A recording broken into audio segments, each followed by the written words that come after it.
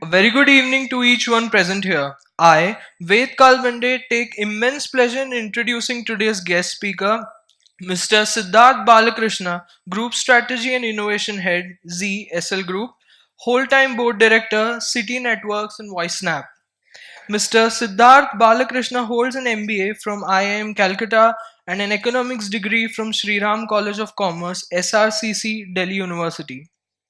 He has 14 plus years of experience in the media and entertainment, artificial intelligence, energy, infrastructure, and education sectors.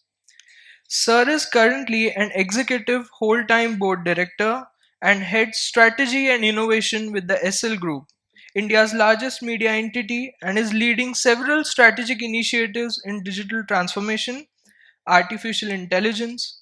He has led many large projects in the fields of oil and gas, renewable energy, education, water, etc. Mr. Siddharth Balakrishna has also been a strategy consultant with Accenture and KPMG. Projects that he has led have been awarded nationally and internationally.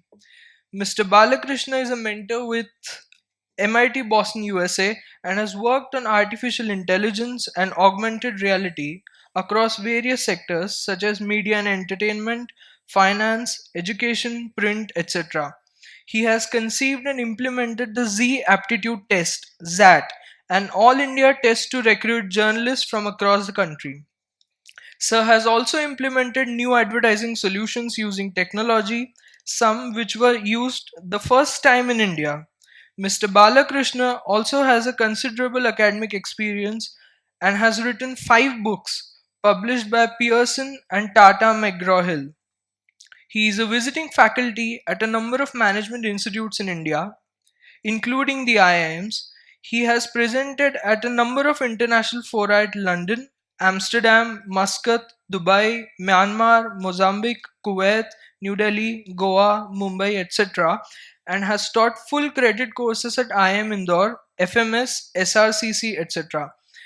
Mr. Siddharth Balakrishnan is also a columnist with the Economic Times and other reputed publications and has been interviewed often by the media, including featuring on the cover of the Corporate Citizen magazine in 2018.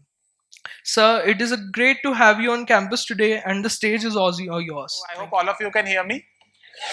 Okay, so first of all, thanks for having me here. Thanks for inviting me.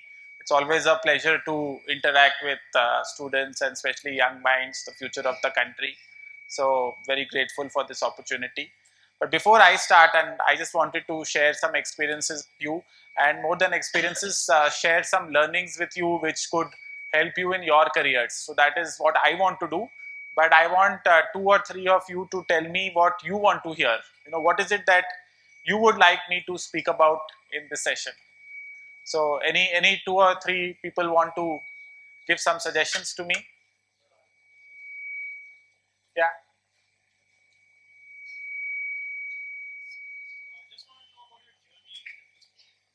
Okay. Yeah. Okay. Okay. Yeah. Anybody else? Sorry. Renewable energy market. Okay. Yeah. Anybody from this side or from up? You'll have to speak loudly from the up. 1 minute. I think somebody here wants to. Okay, that's attendance. Okay. Yeah.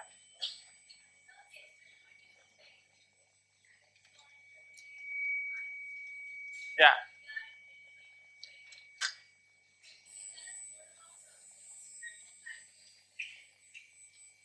In the group.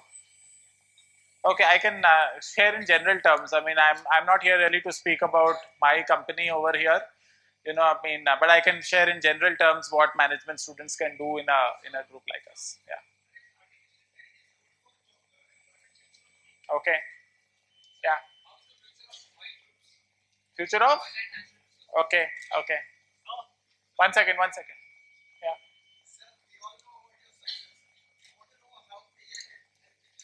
Okay. Okay.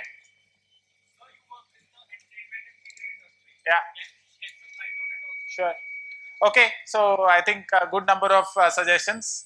So let me kind of start. So I began, so as the person who introduced me said, I did my MBA from IIM Calcutta, and prior to that I had studied economics at SRCC in Delhi, right?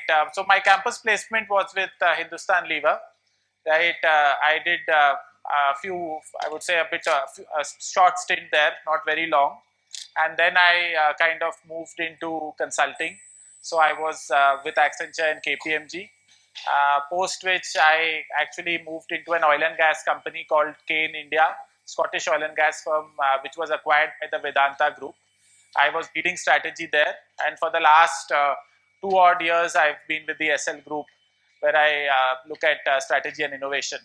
Okay, so I would like to share some learnings that I have, which I feel would be very important for you during your careers, so that when you join the corporate sector, or when you are going for your placements and interviews and all, you will know what companies are looking for, and also in these 2 years what you need to prepare, how you need to prepare to do well in the corporate sector. Okay, so I will share that, and then of course we can have some question answers where you can ask me some specific questions where you want to me to speak a little bit more about any aspect. But I feel that since you have just joined Balaji Group, right? I mean, you've just started your MBA. It is good for you to know what you need to study and how you need to study, how you need to train yourself, to do well in the corporate sector. So I have some thoughts on that. If you can have the presentation. Okay, so this is one of my favorite slides. I think I showed this particular slide last year also. I came here last year also. This is my second time here. I think I showed this slide last year as well. Okay, so can someone interpret this slide for me? Any thoughts? What is this slide talking about? And this for me is a very, very important slide. I want you all to think about what is there on this slide, right? Okay, if you can't read it at the back, there is a skull that you can see on the top left hand panel, and it says you have to find it here. Okay, and at the bottom there is a picture of a desert, right? And it says before you can find it here. And a hint to you is that it is actually a contextual reference to oil, because I worked a long time in the oil and gas sector, more than 10 years in oil and gas, right? So it says on the top, as I'm just repeating, you have to find it here, and at the bottom, before you can find it here. What does this mean? What do I want to say? And I share this slide very often, because I think this is the crux of management, really. I mean, if you can do this well, you will be a good manager. So what does this slide say? Sir, I think this slide shows that before doing anything, before implementing anything, we have to create it our mind. Okay. Every step we have to take on before we have to create a script in our mind. Okay, good. Implement it in better way, in a planned and organized manner. Anybody else? So this slide has multiple interpretations, but they all point to one thing, right? I mean, anybody else? So this is a good kind of interpretation. Yeah. Creativity and innovativeness cannot be delegated to a machine. Okay.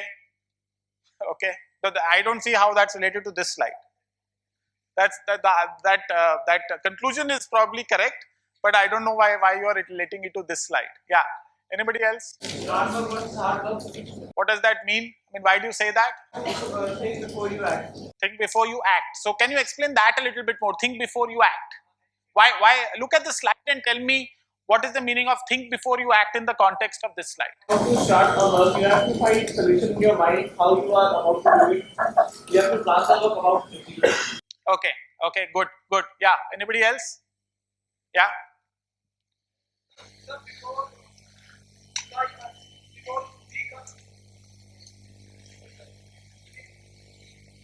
Take your time. Don't worry. 1 minute. Let him speak.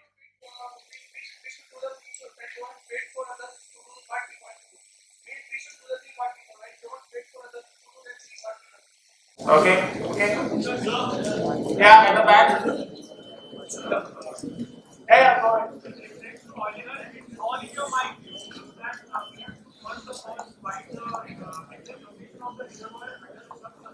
Yeah.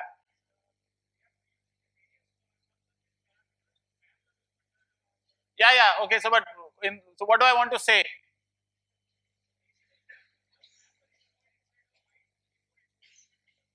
Okay, good. Yeah. Okay, one more person. Yeah. Okay, okay. So it's all of that, right? Very good. I mean, you guys are very smart. I'm also glad that I think I have come little early this year. Last time I came and you had several, you students had listened to several people, so you guys were sleeping. So this time you are more active. Okay, I think as you hear more people, your participation will become less. But nice to see you all participating. So yes, so very good. So it says multiple things, this slide, which is why I always use it. So one, so how do you find oil that you are explaining, right? Before finding oil, you can't just go, you have to find oil through drilling, right? And I cannot just drill anywhere. I have to think and plan where to drill, right? I have to decide what to do and how to do it. So one interpretation of this slide is, as you said, think before you act. The acting is at the bottom panel. You have to go and actually drill to find the oil. But before you perform that action, you have to do a lot of planning. You have to do a lot of thinking. What are you going to do? When are you going to do it? How you are going to do it? Right? Where are you going to do it? So on and so forth. Right? That is the essence of management today. Right?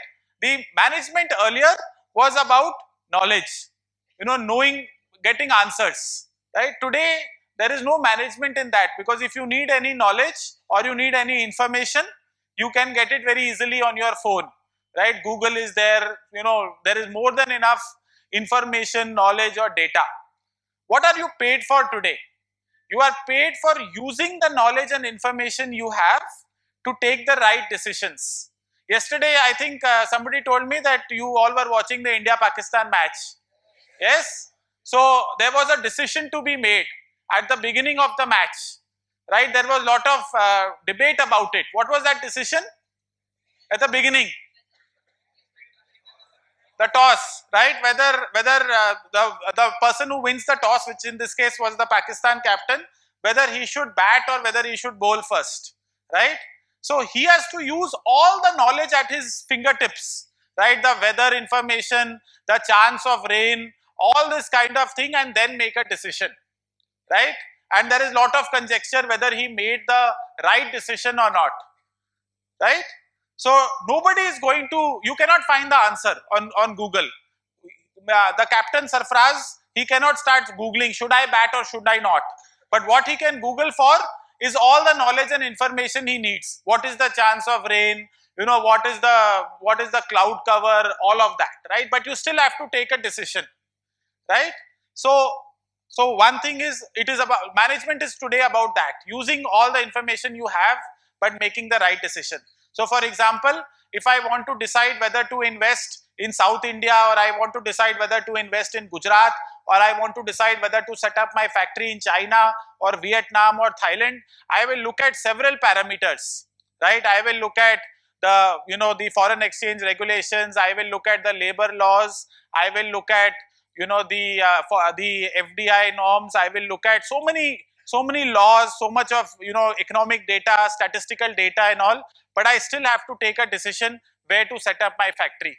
Do I set up the Tata factory in Singur? Do I set it up in Gujarat? Do I set it up in Vietnam? Right? That is what management is today about, right? So one thing I want you all to remember, this is very, very important. Today you are paid to take decisions. You are paid to think, right? You are not paid to gather information. Nobody is going to pay you high salaries just to do Google search. Okay, you will be paid. There are jobs in which you need to do Google search, not the high paid jobs. They are the low paid jobs. And somebody was talking about artificial intelligence and jobs. That is the jobs which are being lost to artificial intelligence and computers. Because if I just need to find information, a computer program can do it for me. Just like a computer program can add, if I want some mathematical formula or I want to add some numbers, I use a calculator. Today there is no premium. You can say I can do addition of 10 numbers. Nobody is bothered about it because calculator can do it faster, right? So if you want your jobs to be secure and you want to get well paid jobs, you are paid to think. You are paid to use information to take decisions, right? And Another aspect is you are paid to solve problems, right? And to solve problems, sometimes you need to be innovative, you need to be creative. Why? Because everyone has access to the same information. When a company is drilling for oil, right, the information is available for everyone. Well, you can use Google, somebody else can use Google, everyone can use Google, right? But solving a problem requires something more. It requires a different way of thinking at times, a different mindset, a more creative and more innovative mindset to solve problems, right? So never stop creativity, because creativity is what leads to progress, right? Creativity is what changes people's lives. If you, which are the companies which are most valued today? Which are the companies in the world? Amazon. Which others? Apple, Microsoft, right? Okay, yeah. So, so all of these companies, right, are the ones which are innovative. They are solving problems by becoming more and more creative, right? By finding creative solutions, right, to problems, right, by using innovation. Okay, so always remember this slide. This is the really the essence of management. Management is about taking decisions, right? And it is about solving problems. You are not here to learn how to gather information. You are not here to, to just sign papers or to do 2 plus 2, right? You have to train yourself in decision making ability. You have to train yourself in terms of problem solving skills, problem solving abilities, and you have to train yourself to look at innovative ways of solving problems. And I will talk a little bit about 2 or 3 ways in which you can do all of this, right? But this is what you should concentrate on in 2 years. If you want a stable, well-paying job which is not taken away by computers, this is what you need to do. You are paid to think, you are paid to be innovative. Please remember that, and you will be secure. Okay? If you don't think, computer will take your job. If you are not creative, somebody said computers cannot be creative. Somebody said, right? That's right. But you need to be creative. Okay? If you are also not creative, computer can be more creative than you. Right? So that is one aspect. Okay, let's move on. Next. Okay. So this is coming back from my consulting experience, right? I spent a lot of time in consulting firms, Accenture and KPMG. I was leading strategy for a couple of entities, right? How do you go about attacking a problem, right? Very importantly, especially in the early stages of your career, is the need for a structured approach towards problem solving, right? Towards finding answers, taking a right decision. You need to have a structured approach. Otherwise, you will be all over the place. You don't know where to start, you don't know where to finish, right? So, you have to first attack the core of the issue, right? And the first thing which you do, which very few people actually do successfully, is you have to separate the problem from the symptom of the problem, right? You have to separate the problem from the symptoms. Now this seems easy, but most people, this is where they mess up, right in the beginning. They confuse the symptom for the problem, right? Can you give me an example of where the symptom and the problem become, are kind of confused? Anybody wants to share an example? I'll give you some simple examples, but anyone from your side? Yeah? Come on, you guys are very enthusiastic right now. Later anyway, you will lose the enthusiasm. So, give me an example where the problem and the symptom get confused. Sorry? Fever and malaria. So, explain. Nah, I don't understand. I'm not a doctor. Explain what do you... So, what is fever? Who said that? Yeah, what happened? You have don't want to continue? Okay, fever and malaria is probably right. What is fever? Yeah. Sorry. Yeah, go on.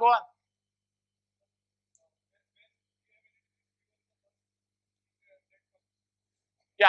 So what is fever? No. What is fever? A problem or a symptom? Okay. Yeah.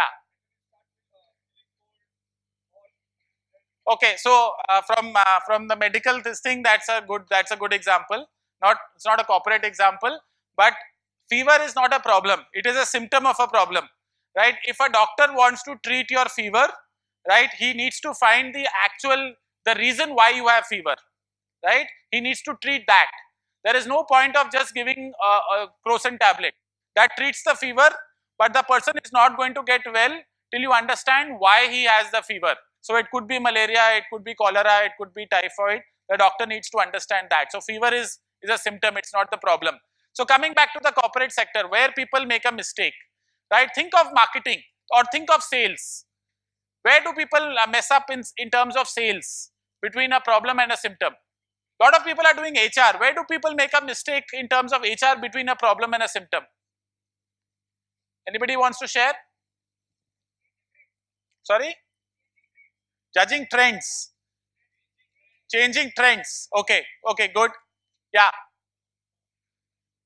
Okay, what else? So I'll give you an example, right? Since I've spent some time in marketing, right? A company faces declining sales. Okay? What is a decline in sales? What is it? A problem or a symptom? Symptom. What is the problem?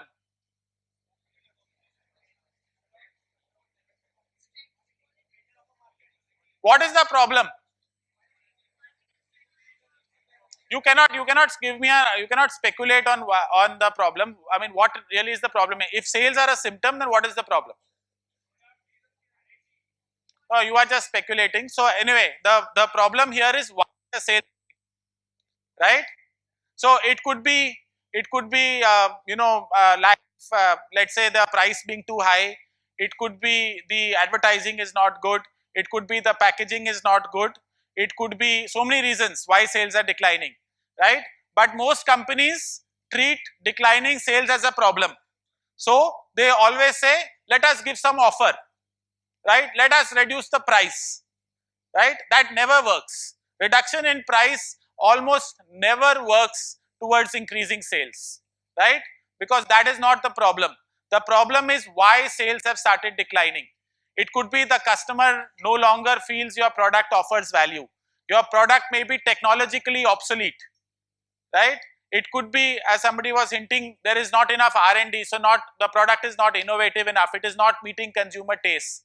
Have you heard of a company called Nokia? All of you have heard of Nokia. Do you know that at one point in time, it had 70% worldwide share?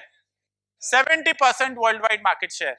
And that market share fell to less than 3% in hardly 2 years. Why? The product had become technologically obsolete because Nokia did not believe in investing in smartphones. As more and more people wanted to go for smartphones, right, Nokia was nowhere. It failed to see that the customer trend, the taste itself has changed. People today want smartphones and they don't want the old kind of Nokia feature phones. Okay, so you have to use all the information that you have, everything at your disposal to try to find the problem, why sales are declining. For that you can do custom market research, you can look at data, whatever you want to do, but you have to find the why. Why are sales declining? That is the problem. The symptom is the decline in sales. The problem is why. But companies make that mistake. As I said, they think price reduce karenge to sales बढ़ जाएंगे. It doesn't work because you are not addressing the problem. What about HR? Tell me one common HR problem where the symptom and the problem is confused. Some people are going for HR. Hiring the wrong guy. How do you know that's a problem or a symptom? Hiring one wrong guy you cannot classify. If you are consistently hiring wrong people, then you have a problem. Hiring one person cannot be a problem or a symptom. Okay, so if employees are leaving a firm, attrition, right? What is that? A problem or a symptom? Again, that is a symptom. The problem is why employees are leaving, right? There might be some particular reason why employees are leaving that firm. Yeah, so I cannot give you an answer. You also cannot give answers like that. That is absolutely wrong. You have to do your research. You have to use analysis to find the real problem. But what I am saying is, employees leaving is not a problem. It is a symptom and you have to find the problem. That is what management is about. Finding what is the problem actually and then finding a solution. But first find the problem. That is where you need to analyze data, you need to look for information, so on and so forth. Okay, so structured approach, first you have to separate the problem from the symptoms. Okay, now how do I find the problem? Okay, next slide please. Okay, so this is a simple management thing. I'm purposely, because you guys are new to management, I'm purposely showing this slide. It'll appear simple to you later, but it's very important. And this is something which people don't do in the corporates. Okay, so don't forget this. There is a Japanese guy called Taiichi Ono, right? He gave a very interesting approach to how to find the problem, right? Firstly, he said you must have the correct mindset, right? Don't view problems as something to be suppressed. He said it is very good if you have problems, right? Why did he say it is good to have problems? Sorry? So why is it good? No. Please don't read, that's not the answer. Okay? No. The question is, why is it good if you have problems? One at a time, please. Yeah, okay, so some of you are saying it. So it is good to have problems because partially the answer is written. He says it is an opportunity for you to get even better, right? So if I look at India-Pakistan match today, you can be very happy, right? And you can say India has no problems. But he said, don't ever think that way. Because if you have no problems, it means that this is the best you can be, right? You cannot get any better. And he says that is the biggest problem of all. Because if you can't get better, sooner or later others will catch up with you, right? So if you have some problem, right, it is very good. Because it means that there is still room for you to get better. It means you can still reach greater heights, right? He said you should always welcome that. Everyone wants to get better. If you tell someone that you cannot get better than this, you have reached the top, you cannot get better, that's a big negative, right? Because it means that this person has reached the top, he's only going to go down now, right? So he said, first welcome problems. They are an opportunity. He said it is a Kaizen opportunity. Kaizen means continuous improvement. So he said it is an opportunity for you to get even better. So first welcome the fact that there are problems. Now ask yourself why 5 times, right? And this is a very powerful tool, right? Right now it seems like jargon to you, but this is again something which people don't do. Ask yourself why 5 times, and please go to the next slide. So Taiichi Ono was very fond of this particular example, and you will, yeah, next slide. No, next one. Next, you have moved back. You're moving back. Next. Yeah. Okay. So there was a particular robo, right, which stopped working, right? So Taiichi Ono said that the first question you ask is, why did this robo stop working, right?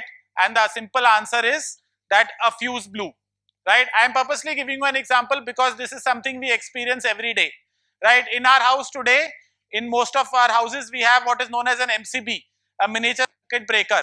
Sometimes the fuse trips, right? What do we do if the fuse trips? Normally, we go and switch it on again, right? So normally we stop there. We just go and switch it on again, right? Taiichi Ono said, right, that this is absolutely wrong because no one is stopping to ask why did the fuse trip.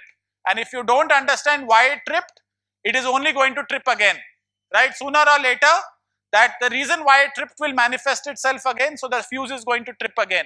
So he said, this is again very important. You have to ask why did the fuse trip, right, to understand what has gone wrong. So in this particular case, you can read it. Obviously, the fuse tripped because the circuit was overloaded. That's why a fuse tripped, right? So the next question is, why was the circuit overloaded? And the answer is that there was insufficient lubrication. Why was there insufficient lubrication? Because the lubricant was not circulating. You know, the lubricant oil. The pump was not circulating the lubricant oil. Why was the pump not doing that? Because it was clogged. The intake was clogged. Why was the intake clogged? Because there was no filter on the pump. Why have I given this example? Because it shows that a very, very small thing, right, can actually cause the entire system to go kaput. Okay, it is just the fact that there was no filter on the pump, a very small thing, but it stops the entire robo, the entire system from working. And very often it is small things which cause a big, a big net result. There's a very famous poem which some of you might have read in English literature, that for the want of a horseshoe nail, right, an entire battle was lost, right, because the particular horse of the Raja, the shoe of the horseshoe did not have a nail, right, so the entire battle was lost because of that. And it is very often small issues which cause big problems, right.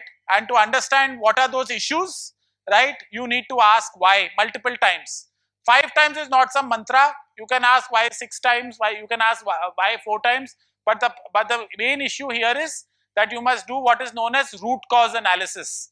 You must come to the real root cause of why something happened.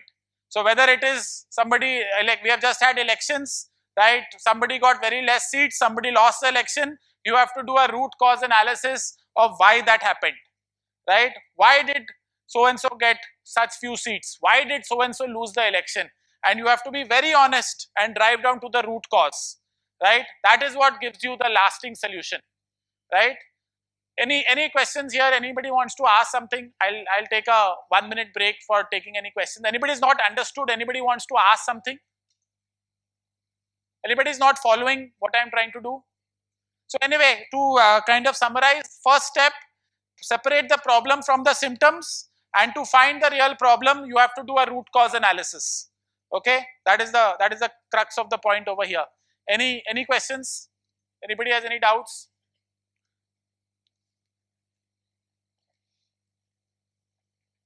Yeah, any thoughts? Okay, let's move on. Next. Yeah, next. Okay, so just some guidelines for you. Okay, when we do this, one, there are a lot of extraneous factors, right. There is a very famous philosophy, whether it is for sports. I used to play sports, by the way. I used to play table tennis, and I played for India. I played table tennis for India as well, right. I captained that. Okay. So anyway, the reason why I mentioned it is I had a coach, and the coach used to always tell me, and it's very important in sport, that focus, control the controllables, right, and forget about the rest, right. Whenever you are playing a sport, and you can think about the cricket match yesterday, right, there are some things which are beyond your control, like the weather is beyond your control, right. Who wins the toss is also beyond your control, because it's a matter of luck. It's not skill as to who wins a toss, right. So my coach always used to say, control the controllables and forget about the rest, right. Don't let the uncontrollable aspects keep on playing in your mind. Don't keep on thinking, "Arey yaar, wo to out tha, umpire ne galat decision diya." The weather, it's going to rain tomorrow after 1 over and all that, right. That all those are very distracting things. So always try to control what is in your hand. Control the controllables, but forget about the rest. So the important aspect is focus on the problem to be solved, right. Don't keep on thinking, why did he do this? Why did this happen to me? Mere saath kyun ho raha hai? All these kind of things. Focus on the problem to be solved. That's very important. Okay, don't forget that, right. Secondly, focus on the most influencing factors, right. There are many things which influence the end result, right. But look at what are the biggest factors. You cannot control everything, right. There might be 10 reasons why Pakistan lost, or there can be 10 reasons why India won.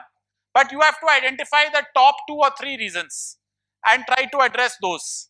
Like a company's sales are declining, very often it is not just one reason, right. There are multiple reasons why your sales may be declining, but there are still 1 or 2 top reasons why your sales are being affected. So focus on those top 2 or 3 reasons, and that is where something called Pareto analysis comes in. Have you heard of Pareto analysis? There's an Italian economist called Vilfredo Pareto. What did he say? Yeah, 80-20 rule. What did he say? Yeah, so he said in an organization, if you look at, that 20% of your people deliver 80% of the results, right? And it is true for anything, that 20% of people, 20% of reasons, whatever, lead to an 80% kind of outcome, right? So in an organization, you will find, if I apply the rule, that there are 20% high performers, most of the people will be mediocre performers, and then there will be some low performers, right? No organization can have 80% high performers. You can only have 20% high performers, right? So that is where, when I want to find what are the most influencing factors, I Pareto rule, right? I will see what are those 20% kind of issues which are influencing 80% of the result. Okay, so that is where the Pareto rule comes in, a very powerful rule. These are things which you will learn about during your MBA, but you have to understand why they are important. Okay, that's why I'm sharing it with you.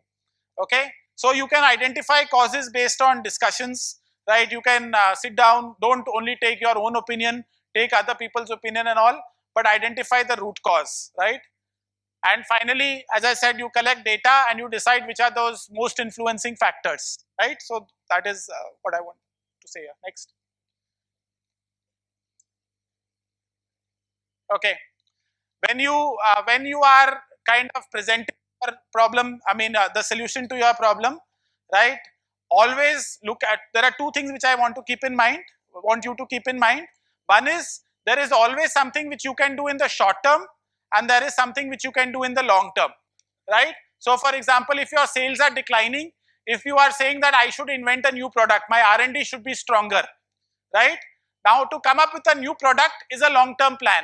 Tomorrow I cannot launch a new term product in the market, right? So that is a long-term solution. But there has to be something which I do immediately to prevent the decline in sales. So that immediate thing could be that I reduce the price. It could be that I relaunch the existing product. It could be that I give some very attractive scheme on the existing product. But long term, I need to launch a new product. Similarly, if people are leaving an organization, right, long term, I might need to, the work-life balance needs to be changed, the work environment needs to be changed and all, but it can't happen overnight. So short term, I might need to say I will increase people's salary, right? So there is a short term and a long term solution. Secondly, you must always look at giving more than one solution, right, and analyzing the pros and cons of each. There is no magic bullet कि एक ही solution होगा, right? For example, if Pakistan says कि Imran Khan को captain बना दो, problems will be ended, it's not going to work, right? So that can only be one possibility. When you are presenting solutions, always present multiple possible solutions and analyze the pros and cons of each before you give your final recommendation, right? So that is very crucial. Yeah, next. Okay, next. Okay. Now let me talk a little bit about problem solving, right? Any questions before this? Any doubts, any questions? Okay, so I have three concepts here, right? One, let me start with the easiest, since you guys are new to management, right? From marketing, okay? This is very important, and this comes from my experience in marketing. My books also talk about this. There is a person called David Wittenberg, right? And he said, when you are marketing a product, remember two things. One, always promote the benefits of the product and not its features, right? This is a mistake which most people do. Very often you will see advertisements talk about the features of the product. Like for example, when we talk about, let's say you're advertising for broadband, people start saying 50 Mbps speed, 100 Mbps speed, 200 Mbps speed and all that, right? That is a mistake, because what the customer needs to understand is how the product is going to benefit him. How does this internet speed fit customer, right? How does it change his life, right? So he says successful companies are able to tell the customer very clearly how this product is going to benefit him. There is no point in talking about technical features of this product, and because a lot of products are made by engineers, they are made by geeks and all, very obsessed with the technical features, right? They keep on advertising, like for example, when you're advertising for audio systems, somebody says, what is that, 20 watt sound, 80 watt sound and all that. I don't even understand what is 80 watt sound, 60 watt sound, woofer and subwoofer and whatnot, right? You have to talk about how the product is going to change the customer's life. And he gave the example of a shampoo in India which said that this shampoo has ZPTO, right? You might have heard this. It was, you may not have actually heard because you are still young, but a few years ago there was a shampoo which said that there is ZPTO in this shampoo. Nobody cares because I don't know how this ZPTO is going to benefit me, right? So he said always advertise what are the benefits of the product. How does the product change your life? How does it help the consumer, right? This is a mistake which marketers make. They don't talk enough about the benefits. They overemphasize the features but not the benefits. So successful advertising is about communication of benefits. So for example, we had a Rin ad in Hindustan Lever which showed that your clothes will become white. That's a benefit, right? That it whitens your clothes. There is no point of saying that this Rin has microgranules, right? You have to talk about what the microgranules do. They make your clothes white. Okay, so that is one aspect. The second thing which he said was always remember when you are marketing that who pays whom to do what, right? This is very important because this is the basics of marketing. So when you are going to a restaurant, whom do you pay? Whom do you pay when you go to a restaurant?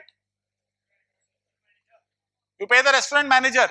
How many of you have, when you have gone to a restaurant, paid the restaurant manager? Yeah, you actually end up, you pay the waiter or you pay the cashier, right? And what do you pay a restaurant for? You pay for service. What else do you pay for? You pay for the food. What else do you pay for? You pay for the ambience, so on and so forth, right? So this is what, when you are, let's say you are setting up a restaurant, you have to remember this. One, the person who is collecting the money, right, has to be very courteous. The waiter, it is not the restaurant manager. Sachin Tendulkar might own the restaurant, and Sachin Tendulkar does own one restaurant in Mumbai. Shah Rukh Khan owns a restaurant in Mumbai. But nobody is going and handing over the money to Shah Rukh Khan. You are giving the money to the restaurant waiter, right? He has to treat you well because people see that I am paying this guy and how is he talking to me. They are not bothered that Shah Rukh Khan owns the restaurant, right? So you are paying the waiter, and what are you paying? You are paying for the quality of the food, you are paying for the ambience, you are paying for the cleanliness, you are paying for the service and all that. You are not paying because it is Tendulkar's restaurant, because it is Shah Rukh Khan's restaurant, right? You may go once attracted by the name. If Tendulkar's restaurant serves very bad food, you are not going there a second time saying, oh, it is Tendulkar's restaurant, so I will eat even over here even if the food is bad, right? You are not paying for Tendulkar's name, you are paying for the quality of the food and the ambience and so on and so forth. So remember that. Okay, third thing, right? This is from the consulting side. There is a concept known as go to Gemba, right? Go to Gemba means go to the source, right? What this means is that today when I look at consulting firms, and this is very true, I mean, most consulting firms try to solve problems by looking at data in Excel sheets. They get a lot of data and they do a lot of number crunching and they try to find a solution, right? That is absolutely the wrong way of trying to find solutions, right? What this point says is that you have to go to the source, which means that you have to go and observe the point, as many people say, the point at which the value is being added. So if I was to advise a restaurant company, I have to spend time in the restaurant observing how the customer is eating. How is the waiter talking to the customer? How is the store manager talking to the customer, right? I cannot start solving problems looking at numbers in an Excel sheet, okay? Many of you must have watched mystery movies. What is the first thing when a dead body is discovered? What is the first thing the detective is supposed to do when a dead body is discovered? Sorry? Yeah, so the first thing the detective is supposed to do, somebody said it, you have to go to the crime scene. Yeah, you have to go and investigate the area. And very often you will watch detective movies in which the detective is woken up at 2 o'clock in the night and told that a dead body is discovered. He has to leave everything and reach the crime scene immediately, right? You might ask yourself that why does he need to go at 2 a.m. in the morning? He can wake up in the morning and go at 8 o'clock. But no, he is supposed to reach crime scene immediately because there might be something in the crime scene.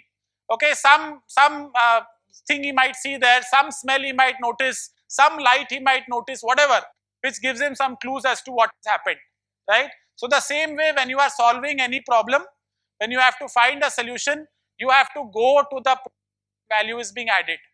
If you are advising a logistics company or a supply chain company, you have to go to, let's say, the actual port where unloading and loading is taking place. You have to go actual truck where the logistics operations are taking place and all that. Today consultants don't do that, and that is where they mess up, right? Because they are trying to look at Excel sheets and solve problems. That doesn't work. Okay, so just keep that in mind. Yeah. Okay, next. Okay, I'll skip this next. Okay, so this is on the lighter side. Okay, this is also an example of innovative problem solving. This is actually a joke, right? So one way of problem solving, just this is on the lighter side. So if you are somebody is stealing your coconuts, right? One way is to write a number on them. Yeah, so it's on the lighter side, but that is also innovative problem solving. It's a different approach. Okay, yeah, next. Okay, so this is my last slide. Can anyone interpret this slide for me? This is also one of my favorite slides. What is happening over here? For those who can't see it, it's a photograph of a man. It has nothing to do with religion. Okay, it's a photograph of a man, and he's sitting with a cow and it is in front of a temple. Right? What do you think when you see this slide?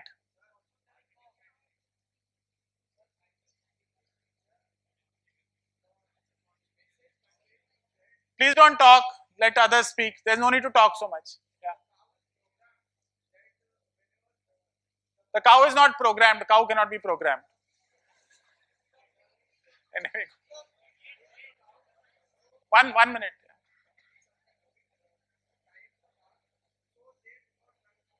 Yeah. 1 second.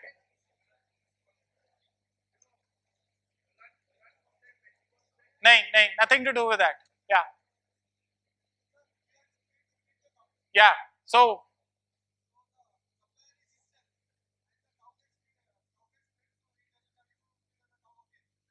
okay. So what is the problem which has been solved here? Good. What is the problem which has been solved? What is the problem here which has been solved? Yeah. Any thoughts on that?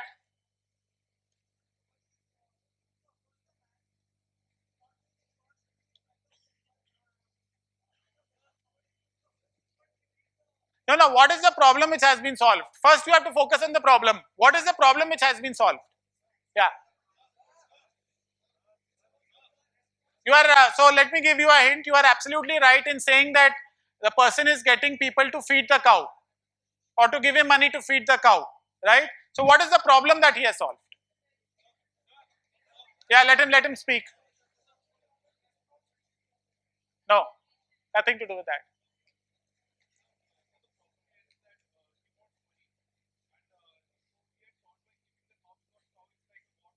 Okay, so one way is the person wants money, right? So rather than just go to a temple and ask for money, he is adopting a slightly innovative way. He has put a cow.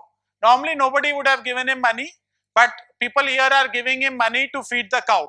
So that is a different way of getting money, different way of problem solving. Okay, that is one. But that is one aspect. Good, but that is one minor aspect. My slides always have multiple interpretations. But so, what is another problem which he is solving? What does a cow give you? Okay, what does a cow gives you milk, right? So the cow's purpose is not only to give the man money. Cow gives you milk. Yeah. So what is the problem that you are solving? Yeah. Okay, the lady, since no, a few ladies have spoken. 1 minute, 1 minute.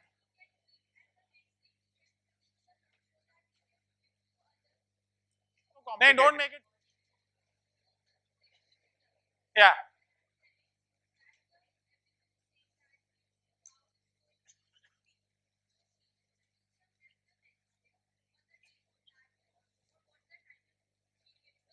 Yeah. What is the cow is giving milk. What is the problem that the man needs to solve? He is a beggar. What is it that he needs to solve? Simple terms. The man has a cow which gives him milk. He is a beggar. He doesn't have money. What is the problem that he has to solve? Yeah, okay, the answer is obviously some of you have said he needs to feed the cow, because the cow is only going to give him a good amount of milk if the cow is well fed. Yes? Here what has the man done? Let's look at it in economic terms or in corporate jargon, right? So the cow is a profit center or it's a revenue source, right? But there is also a cost. You have to feed the cow, right? And how much or how well you feed the cow has a direct bearing on the profits that it gives you or the revenue that it gives you. If you stop feeding the cow, you are not going to get milk. So the man knows that he needs to keep the cow well fed, right? So what has it? He has actually made others pay him to feed his cow, right? Look at how innovative he has actually been over here. He knows that the cow has to be well fed, and what is he doing? He is getting others to feed the cow for him, right? Or others to give him money to feed the cow. So he has actually done something which no kind of management consultants can do. He has converted his cost center into another revenue center, right? He has actually changed his cost into revenue, right? And I want to leave this particular message with you, that this is an illiterate man.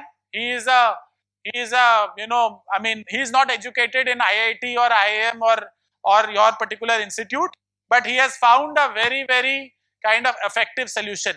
So I want you to remember this, that not all of you can become great problem solvers, or not all of you can become very intelligent, right?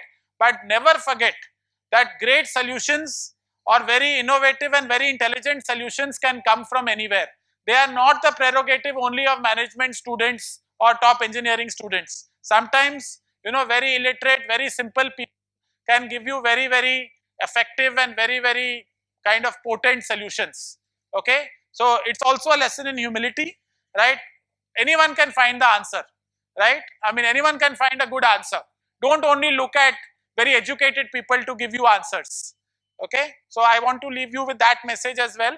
So let me stop the slides over here, and I can take a few questions. Yeah, so let me stop here. Okay, thanks.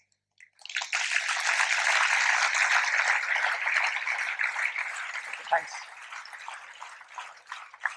So few questions I am happy to take. Yeah, please don't talk in between, and you'll have to speak a little loudly.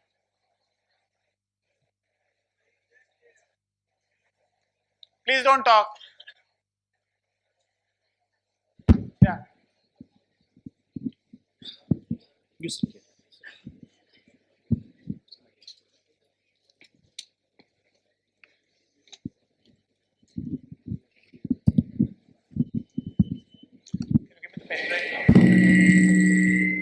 Sir, you just said in the beginning, problem solving is an opportunity, and if you solve a problem and bring an invention, you will do the business well.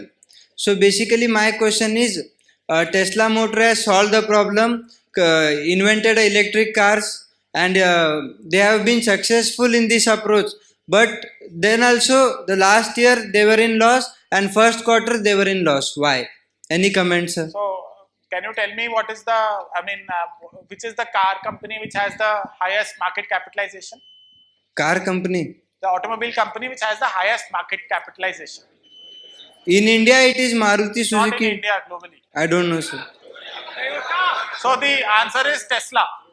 Okay, and for your information, Tesla has a higher market capitalization than the market capitalization of General Motors, Ford, and Chrysler combined. Okay, so the top three car makers in the world are General Motors, Ford, and Chrysler. Yes. And Tesla's market capitalization is higher than these three companies put together. What does that tell you? That people are looking at making bets on who is going to be the winner in the long run. They are not, if you look at today's profits, it doesn't matter. Today, if I look at Apple, why Apple has $1 trillion market capitalization? Why Google has a $1 trillion market capitalization? Google is forget about electric cars. Google is talking about driverless cars. Yes. If I look at the driverless car division of Google, it is in heavy losses. Nobody even knows whether Google is going successful in launching driverless cars, right? But people reward companies which are innovative, which can find solution to problems, right? They are not interested in today's numbers. So that Right? is about market So, capitalization. But that is what people are investing in. They are investing, but why it is in loss? That is what I wanted to know. Why, which company is today getting money? Why Walmart has paid $17 billion for Flipkart? Do you know Flipkart has made how many dollars, billions of dollars of loss? Yes, sir. Right, but Walmart has paid $17 billion for Flipkart. Why? Because they are looking for someone who can solve long-term issues, who can connect with the customer in the long term. Yes. If I look at today's results, nobody can answer. I told you there are several reasons why you might be in loss or profits, right? But I need to look at the long run, which is the company that people are investing in, which is the company that people want to put money in. Nobody looks at profit. What is profit? It is a residual, Yes. right? It is a reflection of past results. But people look at companies which can give you results in future. Okay? Thank you, sir. Yeah. Any other doubts? Yeah. Just take one of you take the mic, please. Yeah. Yeah. Okay. Okay. Give. Hello, sir. My name is Prithviraj, and my question is related to Essel Infra. Sorry, I cannot answer questions about my company in this forum. Okay, sir. Sorry, I cannot take that question. Okay, sir. This is not Specifically okay. about renewable energy sector. Okay. But sir, if we analyze Indian renewable energy sector, Yeah. because of FDI and whatever material we are using now in a renewable sector, it is an imported material. Yes. So after 10 years, it will be very difficult to Indian companies to sustain in that market because of saturation level will be increased. So how we are going to tackle this situation? How much we are prepared The now? current government has already imposed very heavy safeguard duties on imported solar panels, right? So there are a lot of debate on whether that is the right move and all, but it is basically to protect the Indian companies. So government has already taken steps to protect the Indian companies. Whether that is the right move or not is debatable because they have increased the cost of renewable energy. When you have increasing the cost of renewable energy, less people may use renewable energy, right? So that is a heavily debated move, right? I am not an expert enough to decide who is right or wrong, but government, to answer your question, government has already put the import duties on imported material, and in the US, Donald Trump has put a lot of import duties on Chinese products, and we have also yesterday we have put duties on some US products, right? Whether that is the right move or not is a debatable issue. Okay, so there are people who believe that we should not put import duties because they distort the trade, and there are some people who feel that domestic industry should be protected, right? My view on this is that domestic industry should be protected only if India can be very strong in manufacturing of that product. If India cannot make good solar panels, then there is no point in trying to artificially create that industry in India. It makes more sense to get cheap energy in India by importing cheap Chinese panels. Okay, that is my view, but that is open to debate.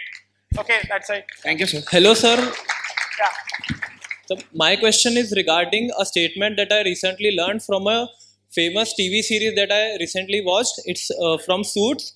You must all have watched it, and it's from Harvey Specter especially. He told that if someone pulls out a gun at your head, you pull out a bigger one.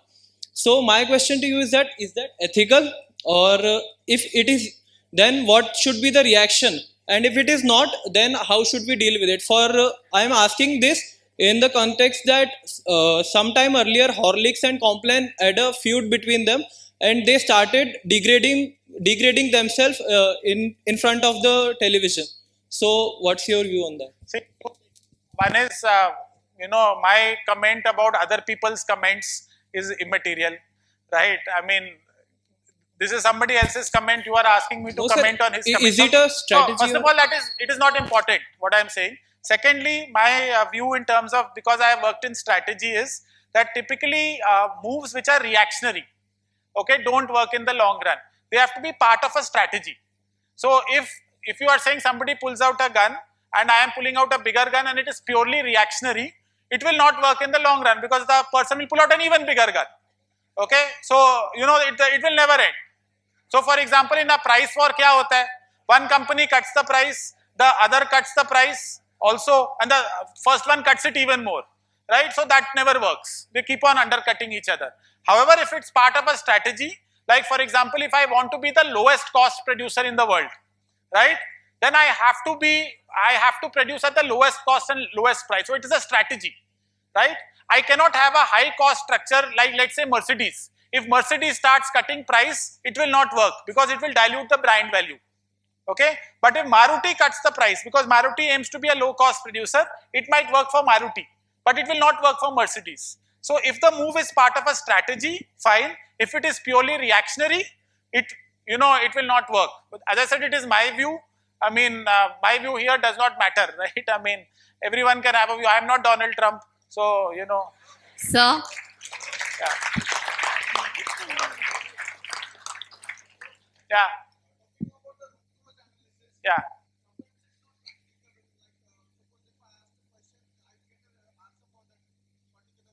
Okay. Yeah.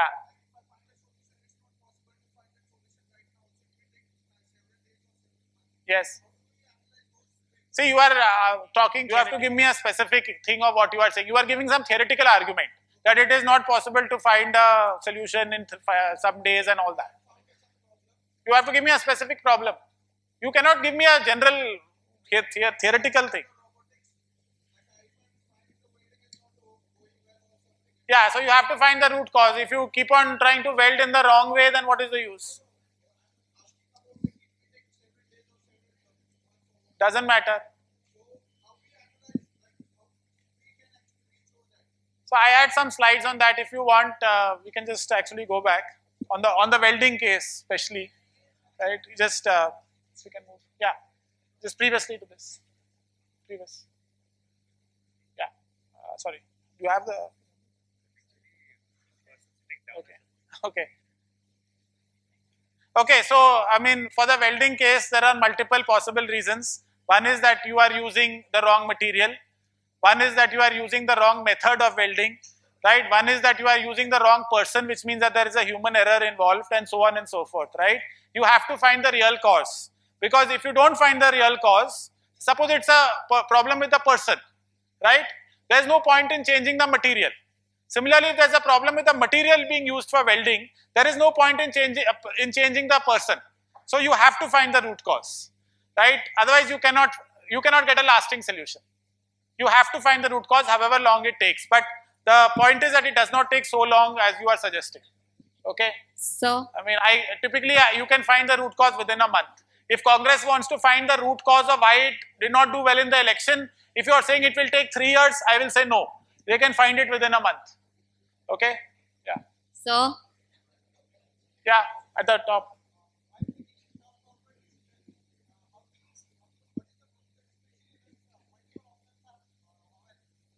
Sorry?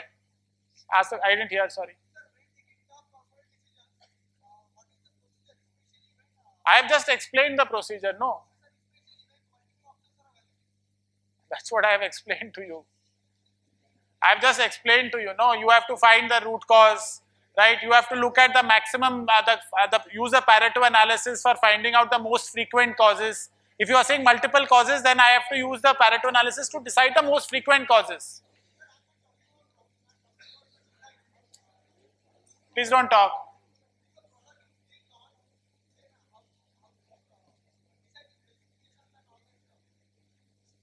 How to decide the specifications of which product? There is no one answer to this here. Every product is not, there is no one answer, no. The answer it depends on the particular product. Each product I will look at different factors. For what Apple makes, it is the innovativeness, it is the technology. For what Maruti makes, it is not innovativeness and technology, it is the price, right? For some products, it is just the packaging. So for each product, the important aspects are different. Okay, you cannot give one answer for everything. Corporate life is not so simple, otherwise nobody is going to pay you, right? You have to look at the specific product and then see what is important for that product. For some product, the technical specifications may be important, And there also I will say, even if it is the technical specifications, you have to promote how do those technical specifications benefit the consumer, right? Not the features themselves. How does it benefit the consumer? Apple made a mistake because in the last iPhone it spoke about wireless charging. People are not seeing how is the wireless charging really of great benefit, right? So iPhone X has not done so well, right? So you have to say how is this going to make your life different? Why is wireless charging important to you? Otherwise, what does it matter, wireless charging or with wire charging? Okay. So, Yeah. Okay. Yeah. Okay, so that's a good question somebody asked earlier. There is a slight, I would say, a disconnect between people's understanding of world moving to renewable energy sources. There are two major demands for oil and gas. One is in transport, right? And the other is for the petrochemical industry, right? Today, almost everything which you use is a derivative of petrochemical industry, right? Whether it is the paint on the wall, the lipstick which you use, right? All the plastics which you see are all petrochemicals. So while the demand for oil as a transport fuel may decrease over time, the consumption of petrochemicals has been really increasing, especially in developing countries. So there is not much demand for oil may decrease, but the demand for oil as a transport fuel might decrease because renewable energy is coming, electric vehicles are coming, but the demand for oil making petrochemicals is still growing. Okay, right? Having said that, the Secretary General of the OPEC is the Organization of Petroleum Exporting Countries, right? He very famously said in the 1970s itself that you must always remember that the Stone Age did not end because the world ran out of stone. Okay, it was a technological change which ended the Stone Age. After the Stone Age, we had the Iron Age, Bronze Age, so on and so forth. It is not because the world ran out of stone. Similarly, if we use less of oil, it is never going to be because the reserve of oil is getting old. It is because that technology will replace the demand for oil. So eventually the demand for oil will change, right? But right now it is decreasing only for transport fuels, but still the demand for petrochemicals is growing, which is why Reliance is still expanding its refineries in Jamnagar, and India is thinking of one bigger refinery in Ratnagiri. Since you are in Maharashtra, you might have heard, right? So still people are talking of refineries and all because demand for petrochemicals is still very strong. Okay. Yeah, one.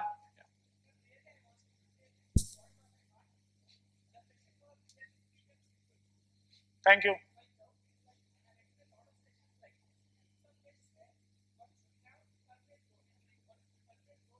Yeah.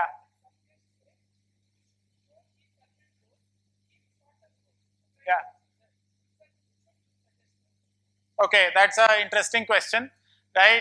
I think that there are some things which you should be very clear about, right? For example, when I said at the beginning, you are paid to think and be innovative, right? That is something which will be true throughout your career. Okay, always try to, take those jobs where you are actually, your management skills are in demand. Okay, that has to be permanent throughout. Never take a job where you are doing some repetitive task because machines will replace you.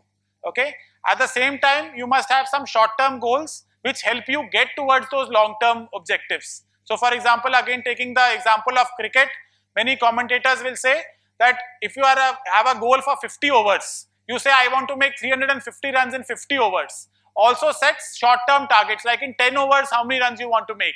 After 20 overs, how many runs you want to make, right? Because they are the steps towards getting towards the long-term goal. If you start thinking only of the long-term goal of making 350, you might feel it is too far away or too difficult. But you might say that to get to 350, I need only 70 runs in the first 10 overs. 7 runs an over, na? So 70 runs I can make in 10 overs. Does not seem so difficult. But 350 might seem too far. Okay, so those short-term goals must lead to the long-term objective. There should not be any disconnect. When there is a disconnect, there is a problem.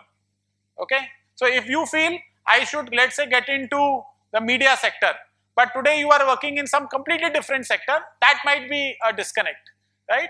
But if your goal is that I want to work in a, let's say, conglomerate, right? Then any sector you work in is fine, because a conglomerate has companies in multiple sectors. So like Tata's is a conglomerate. Reliance is a conglomerate. Okay, so if your goal is working in those companies, then you can work in any company right now. But if you say I want to work only in media, then then you have to build your career that way. So try to make sure there is a consistency in the short-term and long-term goals, but don't don't try to only think about long-term, because only people who are great visionaries can only think about the long-term. At your age, probably you should look at some short-term objectives, but have a long-term vision. So you have to decide what is that long-term vision for you. Is it something very specific, or is it something which is broad enough? Okay? Yeah. Sir, Okay, stop here. sir, one last question. Okay, last. Yeah. Sir, here. Sir, Yeah. Okay, you ask. straight. Yeah. Yes, sir. In your opinion, do you think it's possible for artificial intelligence to outdo a basic human brain in the near future? Again, that is just a opinion of mine. Yeah, your Yeah, opinion, so, sir. as I have said, that the repetitive tasks, which do not require much skill or much thinking, those are going to be taken by machines. They are already being taken by machines. Those which require decision making, those which require multiple kind of aspects to process, those are the tasks which right now artificial intelligence is not able to kind of solve. So for example, artificial intelligence cannot tell you right now, it cannot make predictions. Like let's say Maharashtra will be having elections soon, right? So artificial intelligence cannot tell you who will win the elections, right? But artificial intelligence can look at past data and give you some facts and figures for that.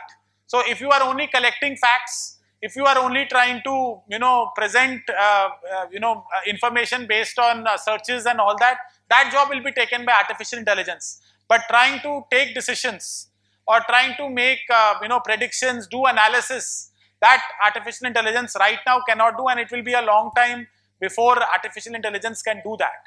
Okay, but that is not see, the question itself is probably biased. We are not looking at artificial intelligence taking everyone's job. We are only looking at artificial intelligence taking, doing some kind of tasks, right? I mean, for example, if I'm talking of artificial intelligence today can play chess with you, but people are not interested in whether artificial intelligence can play chess, right? I mean, that is just it is just one of the facets of it. People want to watch a chess game to see Vishwanathan Anand play. They don't want to watch a computer play chess. Okay, so of course artificial intelligence can do that, but that is not why I am having artificial intelligence. So some jobs we are expecting humans only to do. Some jobs we feel that artificial intelligence should do, because it is better that AI does that.